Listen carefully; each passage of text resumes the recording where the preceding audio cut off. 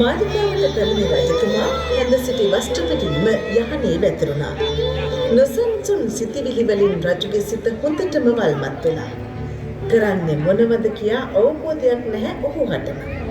කෙසේ නමුදු තම සිත මන්මත් කළ ඒ ස්ත්‍රිය පිළිබඳව දන්වා සිටිය රජතුමා තම හිතවත් රතාචාර්ය සුනන්ද නැමැති සේවකයා හට අපට ඒ පිළිබඳව පෙන්වා දෙනවා ඔය අංක 9 දරන සිතුවම.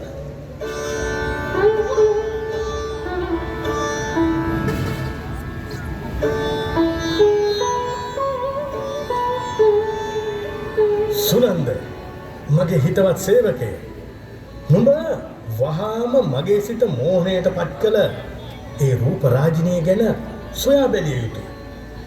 තේරුණාද? ඇය සස්වාමිකද අස්වාමිකද කියාත් සොයා බලා මාහට සැලකුට සිටිය යුතුය. තේරුණාද? සොයා බැලීමට මහන්සි විය යුතු නෑ රජතුමනි.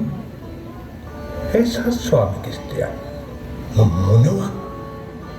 කවුද ඒ වාසනාවන්ත මිනිසා? ඔබ වහන්සේගේ අතිජාත මිත්‍රයා අර සේනාධිපති අභිපාරක. අන්න ඔහු තමයි ඒ වාසනාවන්ත මිනිසා. එසේනම් මාතින් ගිලිහුණු මැණික මගේ මිත්‍රයා ඔහු සතු කරගත්තා.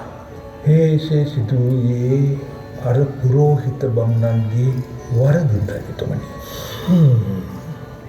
රජතුමනි, ලාමක ස්ත්‍රියක් නිසා සියල්ල අවුල් කරගත යුතු නෑ නොවේද ඔබ වහන්සේ? ඒ ගැන තවදුරටත් කතා කළ යුතු නැහැ සුනන්ද. මට දැන් ඉතිරිව තිබෙන්නේ ඇය ගැන සිතමින් මිය යාම පමණයි. සුනන්ද, මා දැන් තනි විය යුතුයි.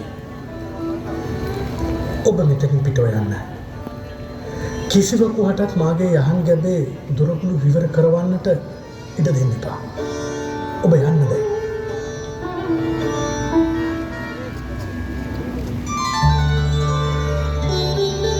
අපේක්ෂා භංගත්වයෙන් යුතුව කාංසාවට පත් රජතුමා උන්මාදන්තිය ගැන සිතමින්ම යහනට වැඩි කිසිවක් නොකා නොබී කල්ගත කරන්නට වුණා.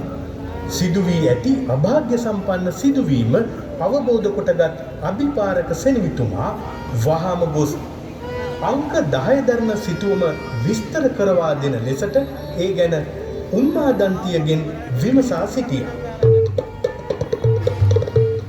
මොරාණ්ඩ ස්ත්‍රිය එසේනම් තී මා කී දේ නොතකා අදහස ඉෂ්ට කරගත්තා. මෙහෙනේ අභිපාරක කිමද මේ?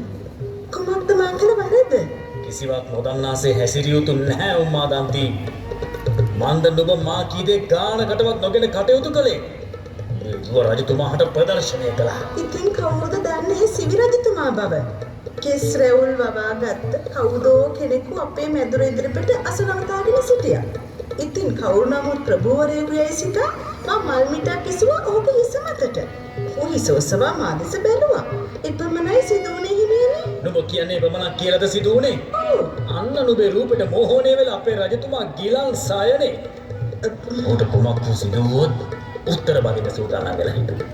ඉතින් බිහින් කරගත්ත දෙයට කිම මා උත්තර දෙන්න යුතු වන්නේ? ඒක කරගත්තු දෙයට විහිං කරගත්තු දෙයට තී උත්තර බඳින්න නැතුව මමද උත්තර බඳින්නේ? වතාවක් දූත මෙහෙවරයා ආපු විලම්බීත රංගනයක